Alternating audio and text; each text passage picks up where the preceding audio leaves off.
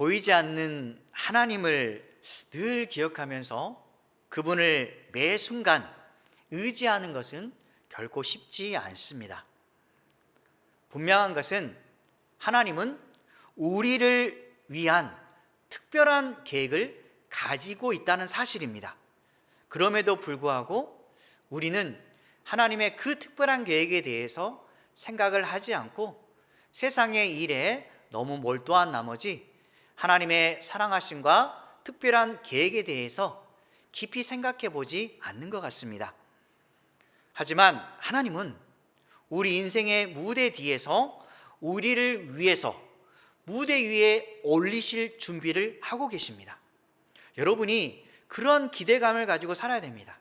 내 평생에 하나님께서 나를 진심으로 쓰셔서 하나님을 위한 아름다운 도구가 될 준비를 우리가 늘 생각하고, 그리고 하나님께서 나를 쓰신다라는 그 기쁨을 맛보면서 늘 살아야 됩니다. 오늘 말씀의 에스더에서는 사실상 하나님의 이름이 단 한 번도 나오지 않습니다. 하나님의 개입하심이 겉으로는 전혀 보이지 않는다는 것입니다.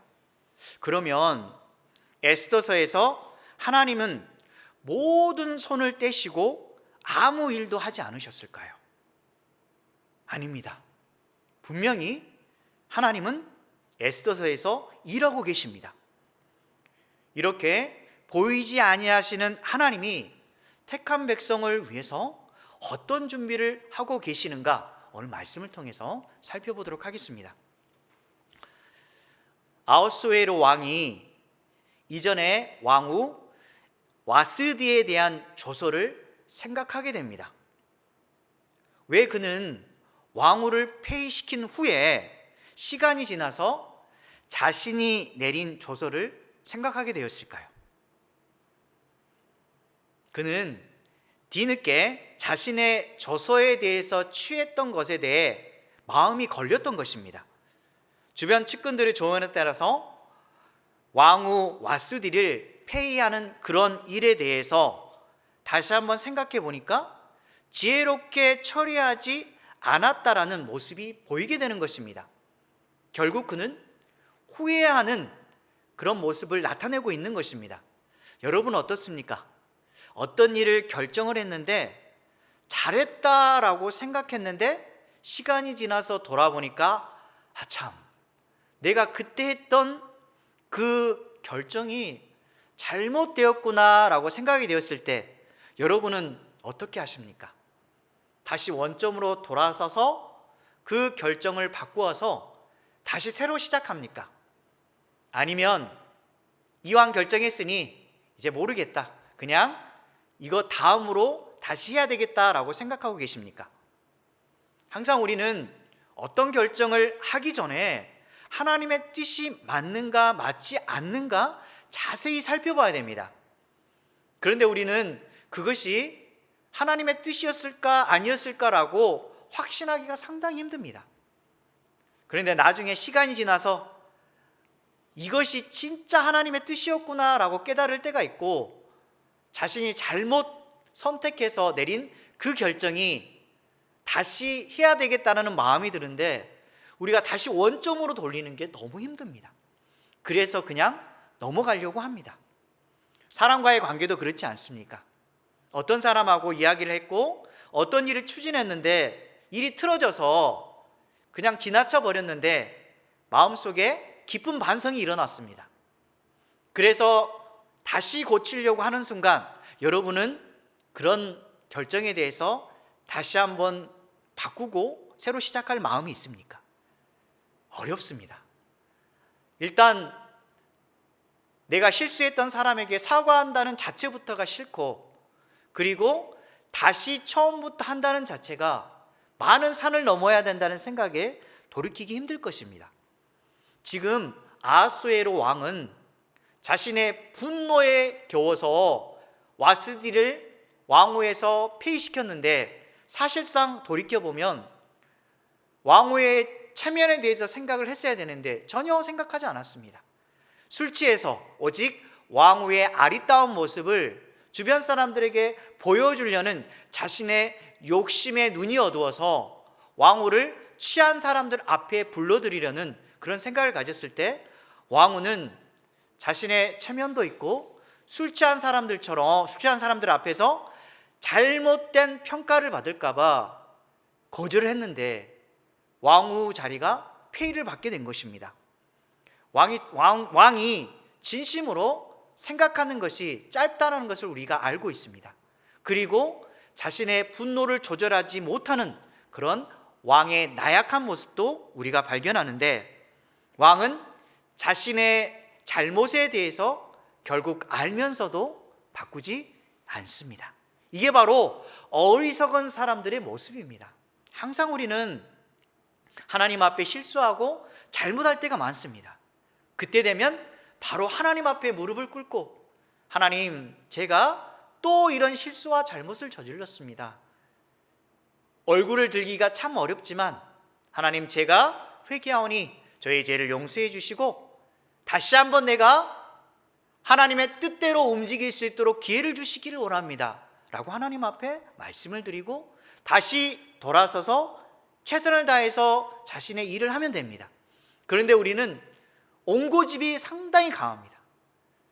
한 번 했던 일에 대해서 자신의 뜻을 구별하지 않는 그런 어리석은 모습이 보입니다. 하나님은 그것을 원하시지 않습니다. 모두가 실수할 수 있기 때문에 하나님 앞에 다시 한번 나서서 주님을 위한 삶을 결단하고 또한 주님을 위해서 다시 한번 시작했을 때 하나님께서 우리에게 힘과 용기를 주시는 것입니다. 세상 사람들은 그렇지 않습니다.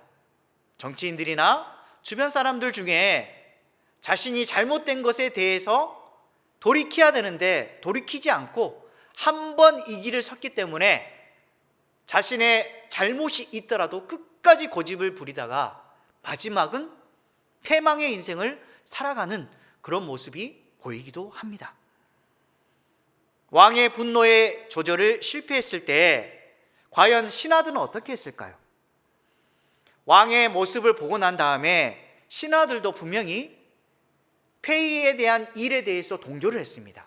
가장 최측근들이 왕의 모습에 대해서 왕후가 따르지 않았기 때문에 여인들도 왕의 모습을 따르지 않는 것처럼 마찬가지로 자신들을 따르지 않을 거라고 합당하게 생각하여서 폐위시키는 그런 일에 동참했습니다.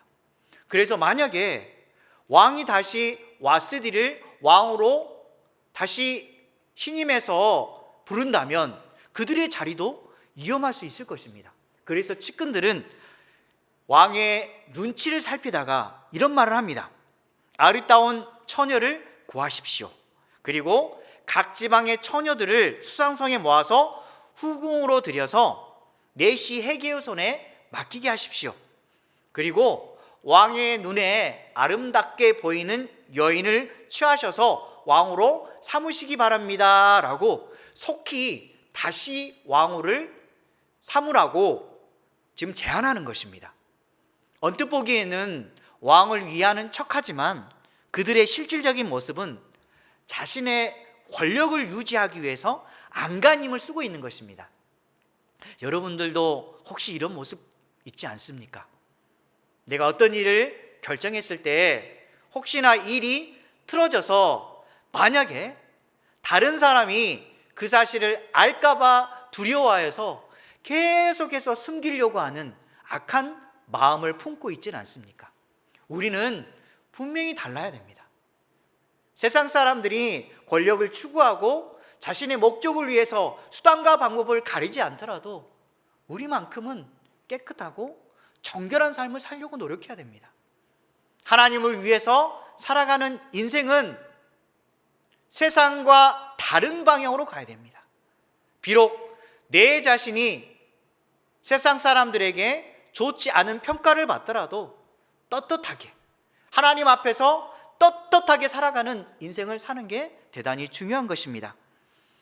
지금 하나님은 왕의 분노 조절과 대신들의 어리석은 간언으로 인해서 좋지 않은 모습을 발견하게 되는데, 하나님은 인간의 악함과 부조리한 상황까지도 사용하셔서 하나님의 계획을 이루어 가십니다. 너무 놀랍지 않습니까? 하나님은 악한 자들에게는 임하지 않을까요? 선한 사람들만 역사할까요? 그것은 아닙니다. 하나님은 악한 자도 하나님께서 쓰시기 위해서 도구로 사용하십니다. 이 이유는 오늘 말씀을 통해 잘 알 수가 있습니다. 왕과 그의 측근들을 사용하셔서 가장 중요한 인물이라고 할 수 있는 에스더를 등장시키는 것입니다. 새로운 왕으로 에스더를 등장시키기 위해서 무대의 발판을 마련하는 것입니다. 잠언서 16장 4절 함께 읽겠습니다. 여호와께서 온갖 것을 그 쓰임에 적당하게 지으셨나니 악인도 악한 날에 적당하게 하셨느니라. 하나님은 우리를 진심으로 사용하십니다. 주님의 그릇으로서 깨끗하게 사용하시기를 원하지만 우리의 길을 예비하시기 위해서 악한 자들도 사용하셔서 우리의 길의 발판을 마련하기도 합니다. 여러분을 성숙시키기 위해서 인생의 가시들도 준비하십니다. 직장에서 또한 삶의 터전에서 갑자기 우리를 힘들게 하는 사람이 등장할 수가 있습니다. 그때 하나님, 저 사람만 없으면 내 인생이 편할 것 같은데요. 저 사람을 인해서 내 마음이 너무너무 아프고 저 사람이 정말 이곳에서 사라졌으면 좋겠습니다 라고 우리는 솔직한 마음으로 하나님께 아뢰 수 있습니다. 하지만 하나님은 우리 주변에 우리를 힘들게 하는 사람을 세우기도 합니다. 왜 그럴까요? 우리를 성숙한 자리에 놓도록 하기 위해서 그 사람들을 사용하십니다. 왜냐하면 우리는 항상 교만할 수밖에 없는 어리석은 자입니다. 어떤 일을 잘한다 칭찬을 받으면 진짜 잘한 자입니다. 그래서 상대방보다 내가 더 낫다는 모습을 보여주기 위해서 상대방을 밟기도 합니다.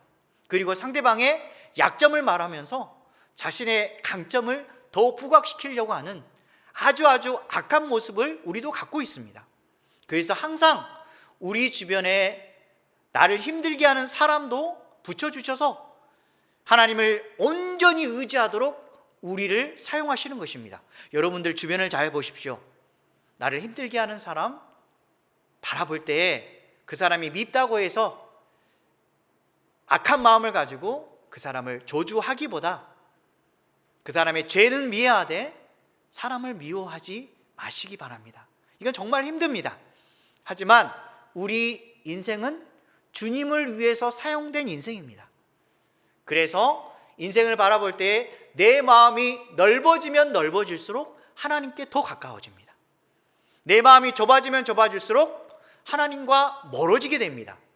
그래서 항상 우리의 약함을 인정하고 하나님을 가까이 하기 위해서는 내 자신의 약한 부분을 그대로 인정하고 또한 다른 사람들을 더 넓은 사랑으로 품어주려고 노력할 때 하나님께서 우리를 위해서 새로운 길을 만들어 주시는 것입니다. 지금 이것도 마찬가지입니다. 에스더를 세우기 위한 하나님의 그 노력, 그리고 에스더를 통해서 이스라엘 백성들을 구원하시기 위한 하나님의 큰 그림이 보이는 것입니다. 여러분들도 하나님께서 우리를 위한 큰 그림을 보면 좋겠는데 우리는 보기가 참 힘듭니다. 그러려면 작은 그림부터 잘 봐야 됩니다. 하나님께서 이 그림 속에서 나를 위해서 어떻게 움직이시는지, 그리고 나를 어떻게 사용하시기를 원하시는지 먼저 작은 그림부터 보시기 바랍니다. 그러면 인생의 큰 그림이 보이기 시작합니다. 창세기 50장 20절에 보면 요셉이 바로 큰 그림을 보기 시작했습니다. 함께 읽겠습니다.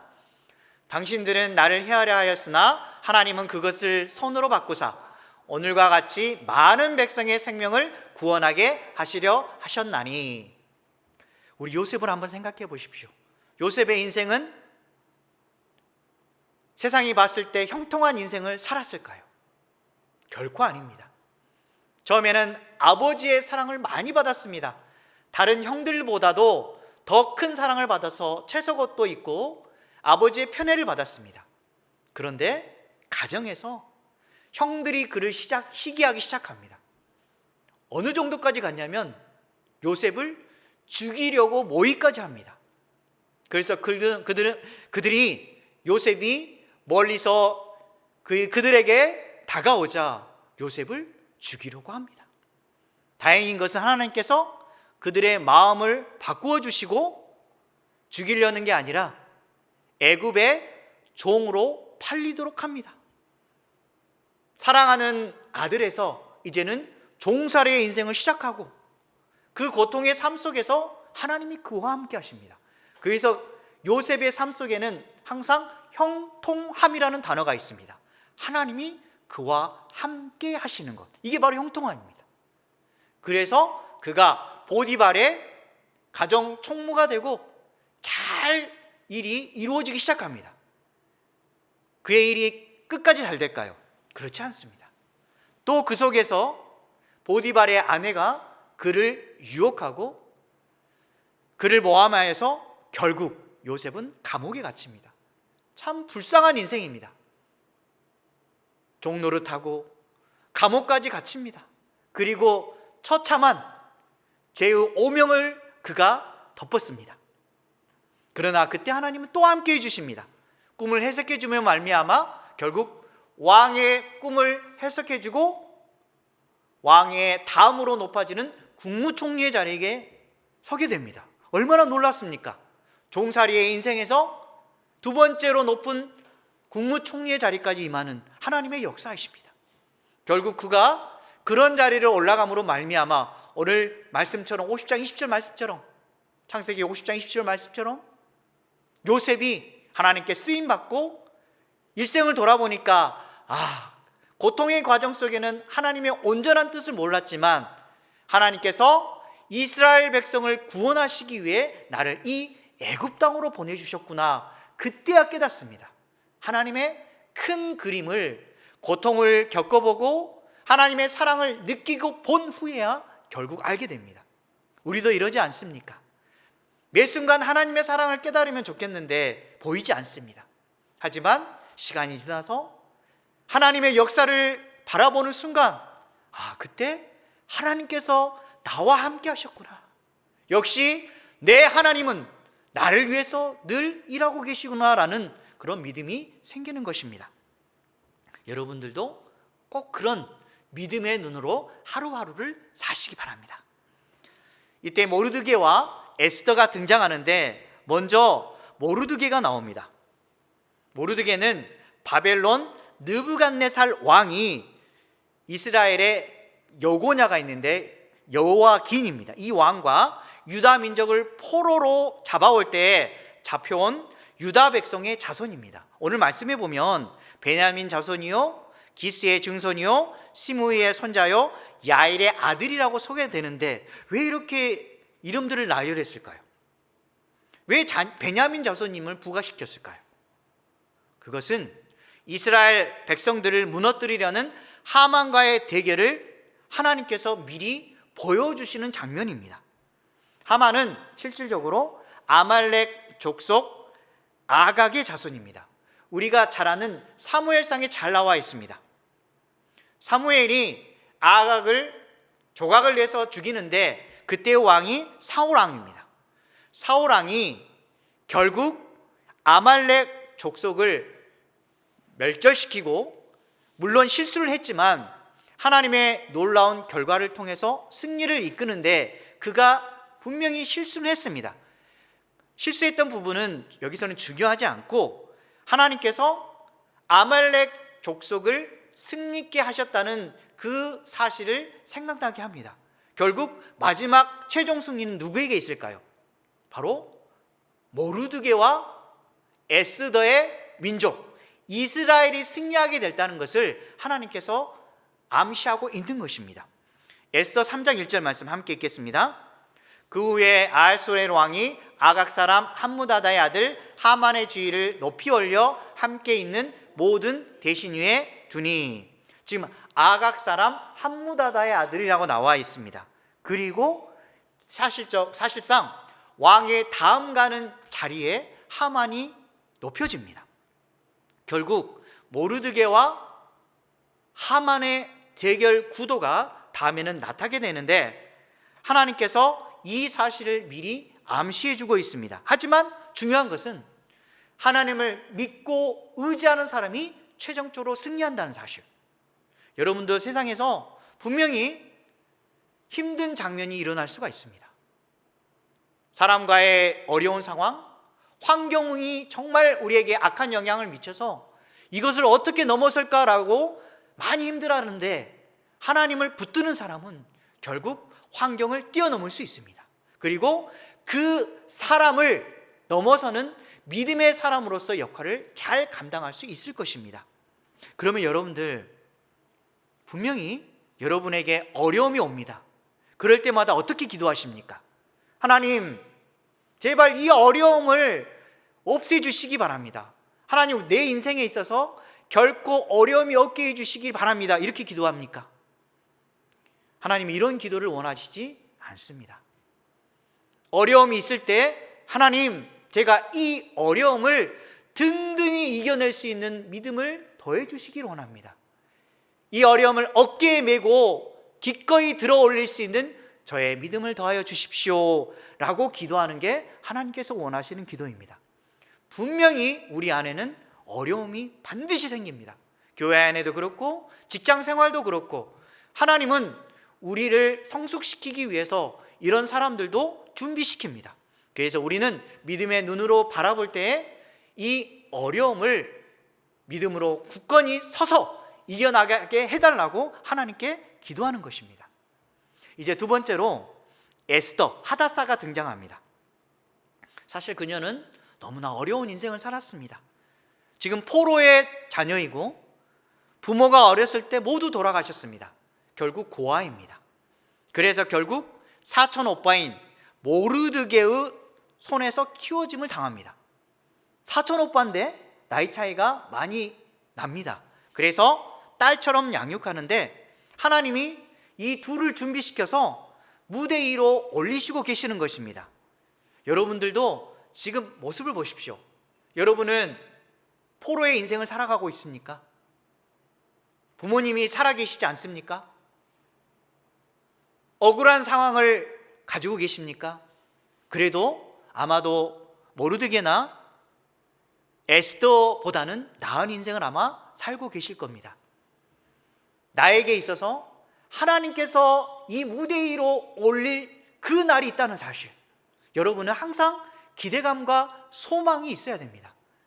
에스더를 바라보면서 하나님께서 참 그래도 나를 사랑하시구나, 이렇게 어려운 사람도 책임지시는데 하물며 나를 책임지시지 않겠느냐라고 믿음의 눈으로 바라볼 때 여러분의 성숙이 이루어지는 것입니다. 그래서 우리는 항상 주변 사람들과 또한 어려운 상황과 자신의 부족한 점이 합력하여서 선을 이루게 됩니다. 오히려 하나님과 가까워지는 인생을 살아갈 수 있는 것입니다.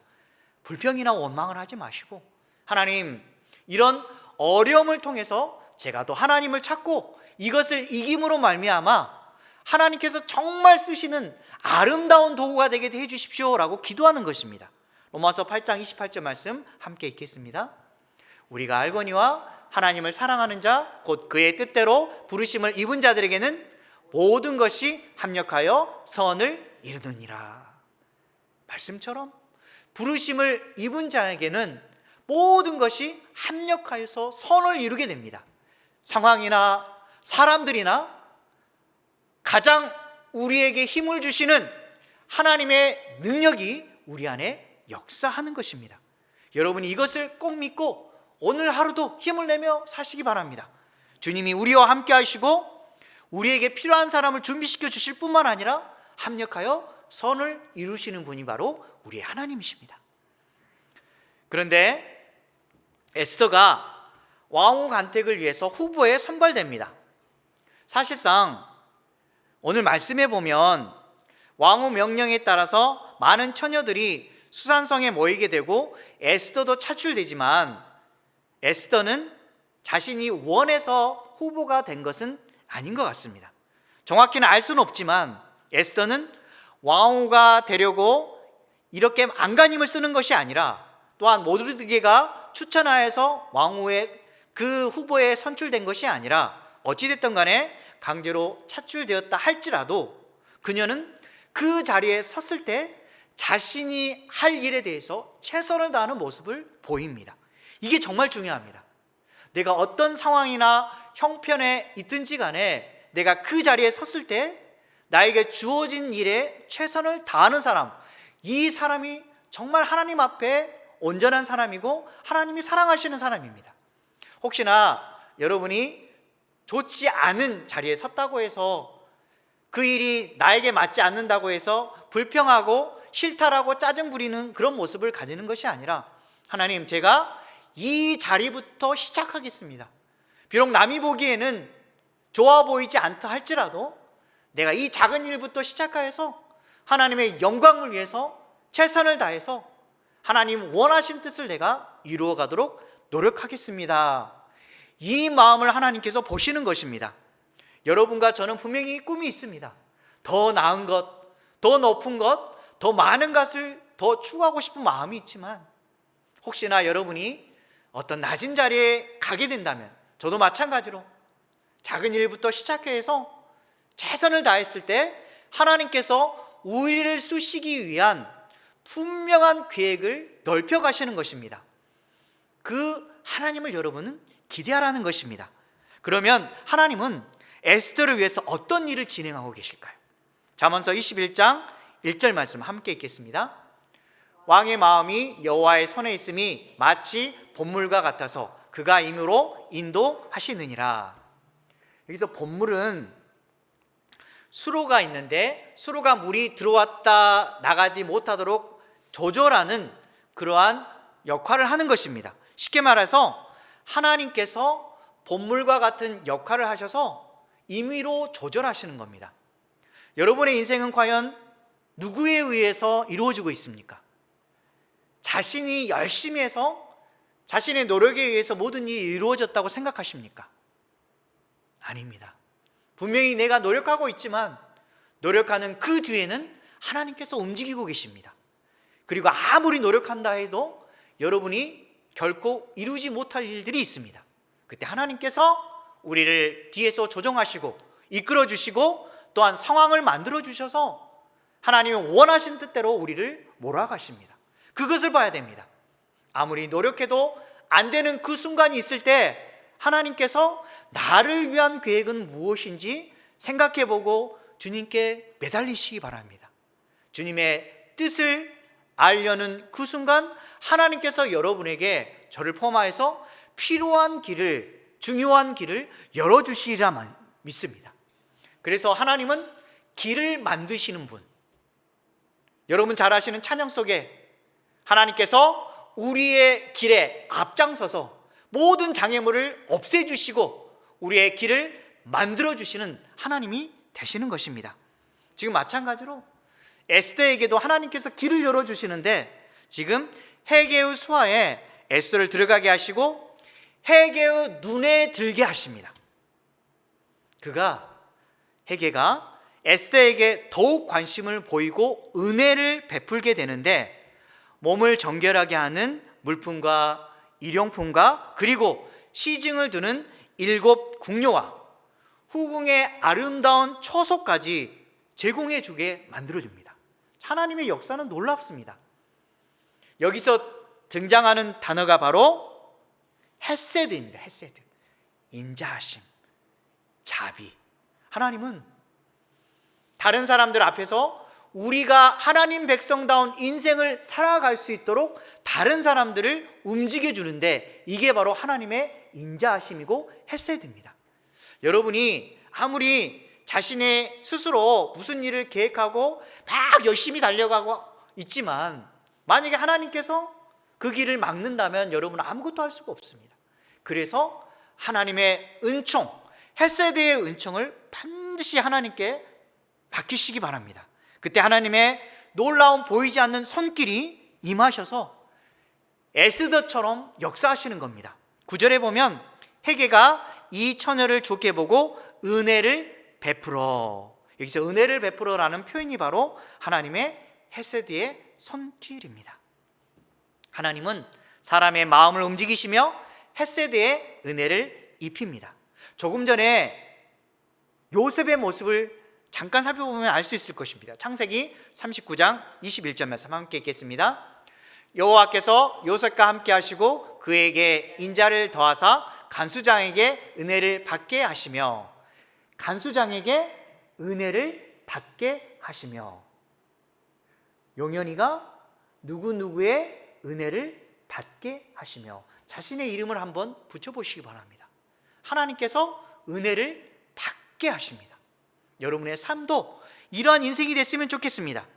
헤세드로 하나님의 변함없는 사랑과 은총을 받는 인생, 그리고 하나님이 다른 사람의 마음을 움직여서 그분의 목적을 이루어 가시고 또한 나를 사용하셔서 하나님의 기쁜 뜻이 세상에 나타났을 때 그보다 큰 기쁨이 더 있을까요? 주님은 우리를 너무너무 사랑하십니다. 시편 34편 8절 말씀 읽고 말씀을 정리하겠습니다. 너희는 여호와의 선하심을 맛보아 알지어다. 그에게 피하는 자는 복이 있도다. 여호와의 선하심을 여러분이 맛보았으면 좋겠습니다.